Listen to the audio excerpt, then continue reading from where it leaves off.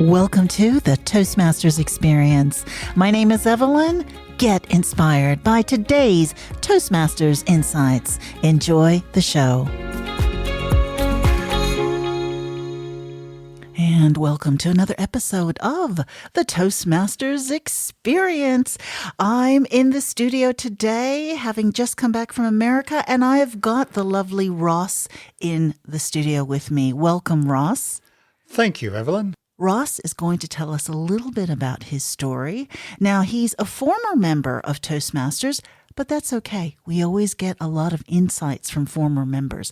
So I'm going to ask Ross, how long were you a Toastmaster, and what motivated you to become a Toastmaster? Oh, thank you, Evelyn. Firstly, I'd like to clarify, I don't think there is such a thing as a former Toastmaster. Yeah, you're right. I joined Toastmasters in the early 90s with my wife down in Sydney, and it was something she'd always wanted to do, and she would come home after a Toastmasters meeting, practice her speech, and then she'd ask me to come along and listen to her speech. And so I came along to the Toastmasters meeting, and guess what? They gave me a job to do. I think I found myself, I don't know what I was doing, timing or something, something simple like that. And then at the end of the meeting, they said, well, you're going to do something next meeting. You're going to join. And I thought, well, I'm seeing this and I'm seeing how it's helping her, helping Jenny. So I thought, yeah, I will join. So I did join Toastmasters, and we were living in the south of Sydney at that time. Now, since then, we've moved quite a few times, and we were in Toastmasters, various clubs around Sydney, sometimes with a gap between being in clubs. And then we moved to the Blue Mountains in 2006. And we hadn't been in Toastmasters for a few years then due to work and other commitments. So we thought, look, why don't we join Toastmasters? We saw an advertisement in the local paper. Am I allowed to give a plug to the Blue Mountains Gazette? Yeah, sure. Good, because I just did. Okay.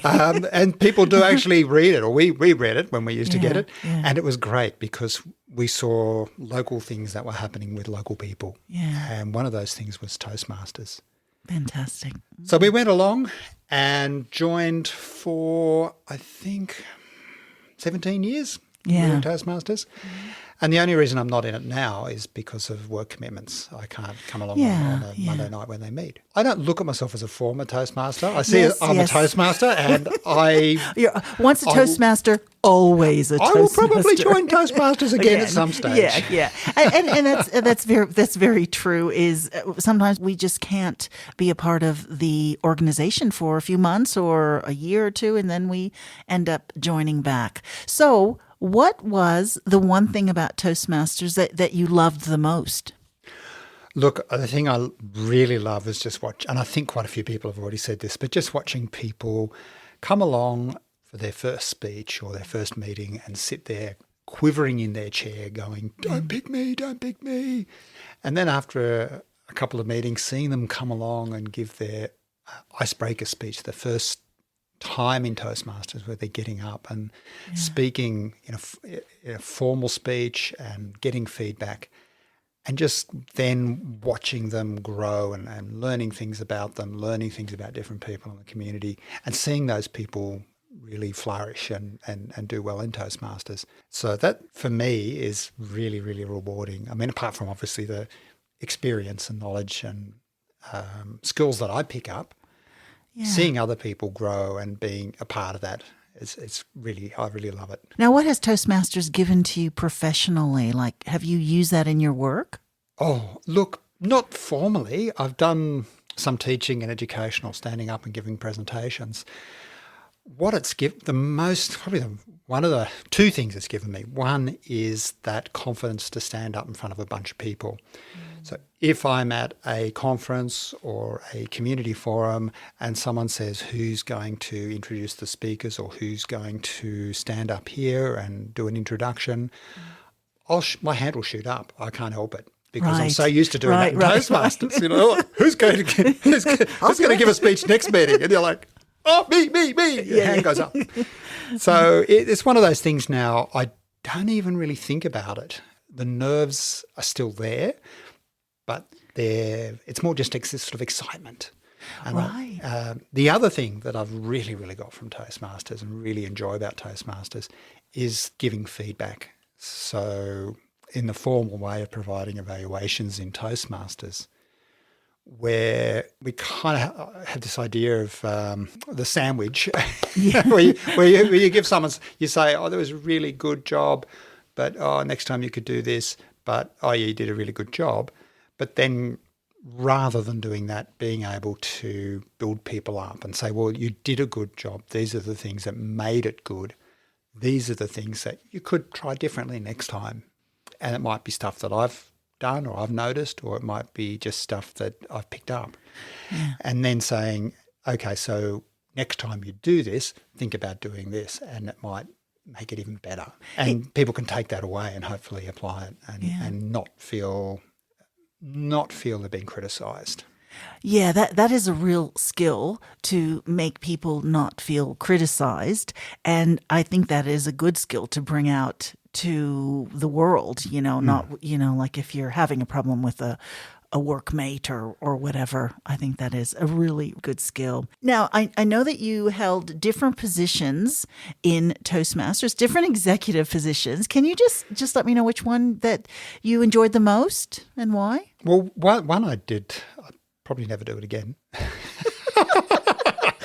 was what they call now area director, but it used to be area governor, where you're responsible for a number of different Toastmasters clubs.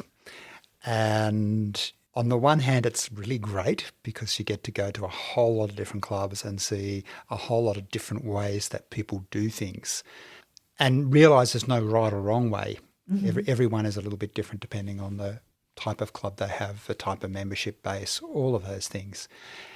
And having that experience of seeing all those different clubs and seeing how different people make it work for them and make Toastmasters work for them, that was really, really, it was challenging because it was, I was having the divisional director or divisional governor at the time was hassling me. But at the same time, I really, really enjoyed it. I did a few kilometres, not as many as some, but I managed to go to a whole lot of different clubs and different meetings and feel welcome there. Yeah. So it sounds like it was challenging but rewarding at the same time. Yeah. And you probably learned the most from that position. Is that correct? Yeah. I don't know if I learned the most, but I learned a different set of skills. Different set of skills. Yeah. What about club executive roles? Which one did you prefer the most? Oh, probably the hardest one and the one that gets the least amount of praise or positive feedback is often, I think, the Vice President of Education. Yeah. Because it is fairly relentless. You have to have a meeting every couple of weeks or sometimes every week. And people want to do things and they put their hand up to do things, but then life gets in the way and they cancel at the last minute. Yeah. And so trying to get that agenda so that it worked is was a real challenge, and trying to fit people in the way they wanted to be fitted in with the evaluator they wanted and the speech they wanted. And like, oh, I'm going to do a 2-hour speech next meeting. And you're like, oh, no, I'm sorry, no. It was really good. It was really good fun. And I've done it a number of different times in different clubs. Again, it's giving people those speeches and watching them do it and watching them grow and then take on other roles. It was a hands-on role. I liked it. Yeah. You liked it, but you didn't like it. Is that right? Oh, I don't know. It's all like like banging your head against a brick wall. It feels really good when you stop. Yeah. But no, I did like it. I did like it, and I did enjoy it. Yeah. It was challenging, but it was rewarding as well. Yeah. I find certain Toastmasters, they really love that role. So it's really weird. We're all very different. So yeah. Was there a memorable moment that you had in Toastmasters that you're really proud of, or that's really stood out to you? Of the over, I guess it's been, if you add it all up, it's probably been over 20 years, isn't it, that you've been a Toastmaster, or close to 30? Wow. On and off for 30 years, yeah. Wow. Okay. So, Yeah. Wow. Yeah, it is. It is a lot when you say it like that. Yeah. Yeah, yeah. So what has been your most memorable moment for you? Most memorable moment. Ooh. I'd say probably, I'm not going to say memorable moment. I'd say one of the experiences that I remember and have had a number of times is going along to wider contests, area contests, Yeah. and just seeing the depth and the breadth of the speakers that come along and hearing the things they speak about, their style, the sheer effort that some of them put into preparing and delivering a speech, and the coaching they get, and then seeing them deliver that speech really, really well, and then that paying off. Yeah.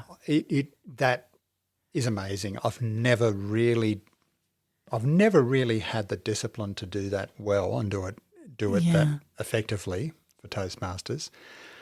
But to watch those people who just keep on winning, and they're winning because they are not because they're bribing the judges or because of the topic of their speech or whatever it is. It's because they're just good. And they keep taking that feedback and improving their speech and then doing it again and just honing it. That to me is really... It's impressive. I know exactly what you mean. They're at the top of their game. Wow, they really, really are putting a lot of work into this. Yes. No, it's really exciting because, as you know, I went to the Toastmaster convention in Los Angeles, and it was so exciting, even just to see the semi-finalists and then, of course, the big contest. Oh, it was very exciting. So I know exactly what you mean. But I do know from many years ago when I first joined Toastmasters, you were in a few contests. I think you even competed at division level. Is that correct? Oh, yeah, probably. I think I came second at one stage. Yes, Usually it was third or fourth. But yes, I have gone in contests, and it is nice to get up and have a go. As I say, I haven't had that level of building a speech and getting that coaching that those people have. And I think if you really want to succeed, you have to do that. Yeah. But I think I've written some good speeches and delivered some good speeches. Yeah. And it's really great fun to stand up there on a different stage in front of a different audience. Yes. Stand up, instead of standing up in front of your club. 10 to 20 people in a club. Yeah. 30 or 40 people area. Yeah. Suddenly you're in front of perhaps 100 people or 200 people. Being in a packed hall, I'm talking pre-COVID here when we used to, people used to travel and go to things. That was really exciting. And to stand up on that stage and walk around the stage and look around, get a sense of where am I going to stand, where am I going to move, how am I going to move. That was really challenging but really enjoyable.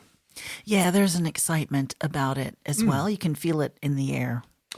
Yeah. It's a buzz. It's a high. It is Come a on. buzz. It is. No, I know exactly what you mean. I mean, not that I've gone up that high, but I can just imagine because I feel it as being an audience member. So I know that the speaker must feel that as well. It's like base jumping, but you don't have to maybe jump off the stage if you really. I've done that before, but you don't have to do anything dangerous, and you get this big adrenaline high. Yeah, you do. I know what you mean. What does communication mean to you?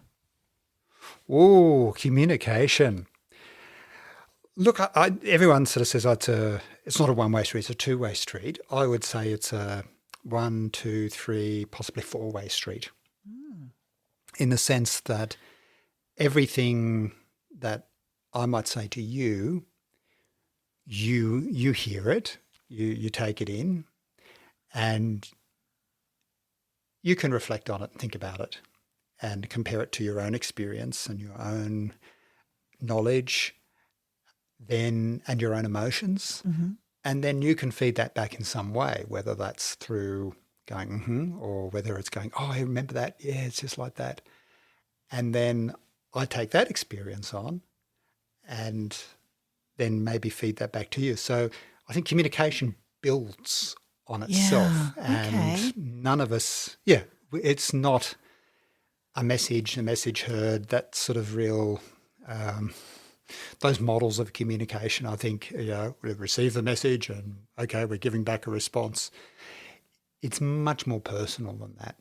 And so say for an evaluation, for instance, I'm listening to somebody speaking about a topic I might know nothing about, or an experience that I might not have experienced. And I'm thinking, oh my God, how do I give them some feedback on this whilst trying to keep it personal and genuine? Mm-hmm. So I'll be able to listen to what they've said. I'll be able to take it on board, see how I feel when they're speaking, see what I'm thinking about when they're speaking, think about what emotions might come up or what memories might come up for me, and then feed that. My feedback then becomes my personal feedback, even though it's their speech, they've delivered it. It's suddenly not just their speech anymore. It's something that's become communal. It's something that's been owned by others, and or an invitation for others to be a part of. Okay. So I think communication is really at the gist of it is you can't. Well, bottom of it is you can't do it on your own. And as human beings, we take those thoughts, we take those words, they become thoughts, they become memories, they become stories, and then we reflect on them and we give people feedback, and that feedback then gets reflected on or thought about, and then that comes back. Mm-hmm. So that's communication, conversation. Yeah. It's conversation. Conversation. Yeah, and your story can change too. Like if you, I had a discussion with someone. If you're talking about something and then you realize something about your story, like, oh, okay, and so it becomes deeper, becomes more. You can build on it. If that makes sense. Yes, yes. And that's storytelling, I think, is at the heart of a good speech often, is being able to tell a story. And that story then can change. It can be a story that you think, oh my God, this is a really tragic story. And then all of a sudden through something that's happened, it becomes a triumphant story. Yes. It becomes a story of overcoming. Yeah, yeah. Or a story of longing then becomes a story of, I've got the girl or boy or whatever. It's and the way we tell our stories is at the heart of who we are, because then we can change our story if we think about it and think about, well, it's like build your own adventure. We could change this, and so we can change things. So maybe Toastmasters is therapy. There you go. I've seen it. I've seen people use it as therapy. And definitely, there's been a lot of therapy speeches through the years, for sure. Group therapy, yeah. There we go. But I love that about Toastmasters, though, is how we do reveal things that we probably sometimes don't want to, especially in table topics. Some answers come out like maybe not the way you expected. I know that me and you can relate, because there's been a few times we've had table topics where someone's revealed a story, and I remember one particular one. I don't know if you were there or not, but I remember there were a few of us crying because the speaker had really touched us and revealed something that we had no idea about this person's life. So so table topics can be like that. Yeah, and the icebreaker, that kind of that's true. Often sometimes it's like a slow reveal, but sometimes people dive straight into it, and they'll start off with their deepest, darkest secrets, and you kind of think, whoa. Maybe that's a little bit too much information, but generally though, it's that reveal that somebody is telling us their story. And the thing with Toastmasters is the respect that's held with. And in giving feedback and giving evaluations, it really is, I think anyone doing that needs to be mindful of the harm that they can do by giving just criticism back that they might not like the speech. And even if you hate it, you've got to be careful not to say something that person might think, well, that's it, I'm never going to do this again. Yeah, and that has happened. I've heard that's happened where people haven't come back because the criticism or the evaluation they got was quite harsh, or and sometimes it might be our personal reflection that, hey, wow, that was whatever, but you'll think, well, actually, no, I don't think it's not going to be helpful for me to say that, so I'm not going to say it. Yeah, exactly. We're just there to help and be in a supportive environment. What do you think is the future of Toastmasters in this new age that we're living in? You're talking about the online social media. Yeah. I think Toastmasters are going to rule the world. Okay. Because one day people are going to wake up from this coma that they're in with their devices and their phone, and they're going to realize that they have to talk with other people. Yeah. Maybe they left their phone at home, or maybe one day they'll be in this post-apocalyptic world. We'll have to talk to each other. That is going to be a real challenge for a generation or generations that have grown up glued to a screen Yeah. of some sort or other. For families to then have those conversations, for people to then be able to feel comfortable talking face to face with other people.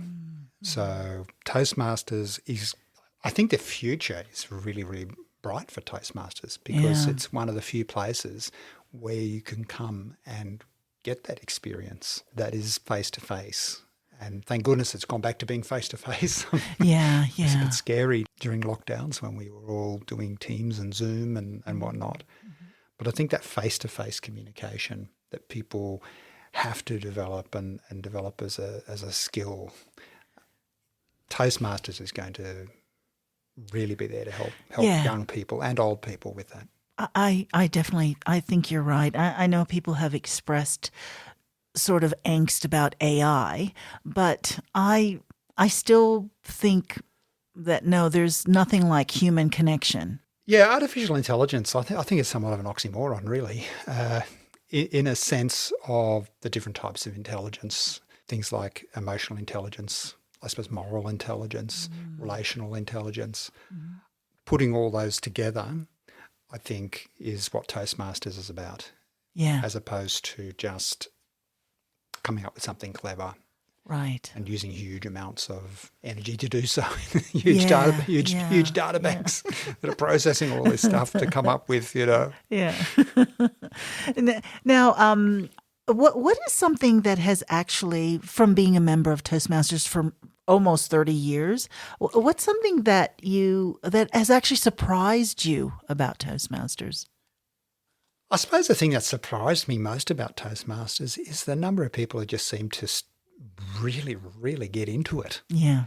And I mean, there's nothing wrong with that. I think it's great.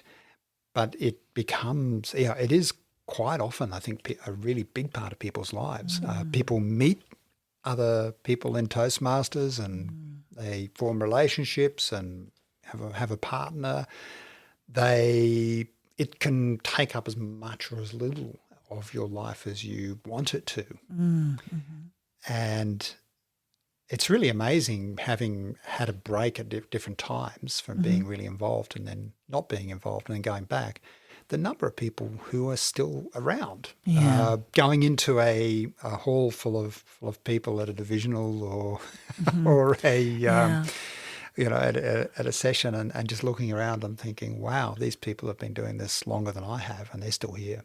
Yeah. Yeah. And it's really, really great. I think those people have so much experience and wisdom and so much to share. Yeah. I mean, convention was like that. It's like everybody knew everybody. It was pretty incredible. And members had been there for, had been a member for so many years. Wow. And it was like a big family reunion for so many people. And you were the Aussie cousin, Yeah. Well, I mean, I think I confused people a little bit with my accent, Yeah. but it was really, really exciting. And there was a different age group of people, and it was very exciting, and people from all over the world, which made it even more exciting. It did feel like the Olympics. And when we had the flag ceremony coming down, it definitely felt like the Olympics. Oh, so it was did you get to very carry exciting. the Australian flag? No, of course not. Oh, well, I Of course don't know. not. I have no idea who that was, but I feel horrible for not knowing. But I know it was. I have no idea actually who it was. But it was exciting. It was really exciting. Have you been able to go to a convention? No, I haven't. Okay. The closest I've come to a convention, I think, was one in the early 2000s or mid 2000s. They were planning to have in Australia, but then the GFC Yeah. knocked that on its head. Yeah. It would be great to have one in Australia. I mean, there's, it would be fantastic, but it is far for everybody to get here. And if nothing else, all those people from the Northern Hemisphere can come down and flush the toilet and see which direction the water goes. Oh, yeah, there you go. Yeah, there you go. So what does the future hold for you as far as Toastmasters go? Oh, look, at the moment, as I said, it's hard for me to get to meetings. And there's this little thing called work, which just gets in the way of everything. It does. Yeah, it's really, really annoying. And so I don't know how much longer I'll have that particular problem for. Once I don't have that problem, then yes, I would like to come back to Toastmasters. A lot of the things that you learn from Toastmasters do get lost. And whilst I might not be using them for work, I might not be teaching, I might not be standing up in front of large groups of people talking, there's still other parts of my life where I can apply that. Mm-hmm. And in different roles that I might have. Mm-hmm. So Toastmasters, yes, those communication skills, need them for life. Mm-hmm. And I think as we age and if we don't have those interactions at work, I think then it's really, really probably more important to keep and maintain those skills. And I know myself now, in a local Toastmasters club, there are young professional people, vibrant, wanting to learn, wanting to practice and get their career going. And then there's people at the other end of that life cycle, where where they want to keep those interpersonal skills. They want to develop them further for whatever other reasons they have, and they want to stay connected to people. Right. And as long as people want to be connected and want to keep that communication between each other.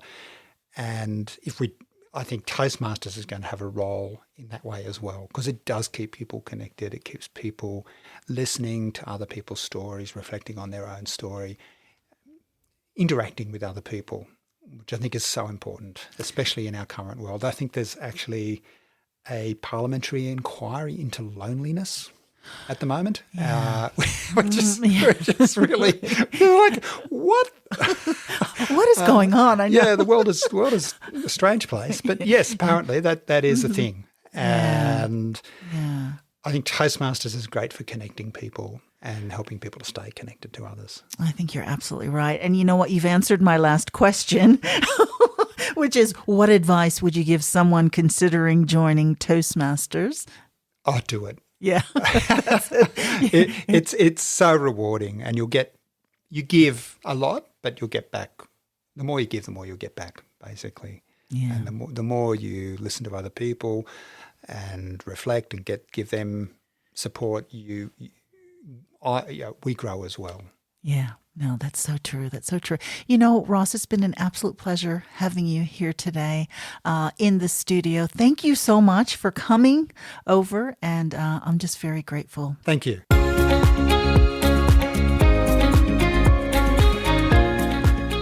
Thank you so much for your company. Please tune in next time to the Toastmasters Experience.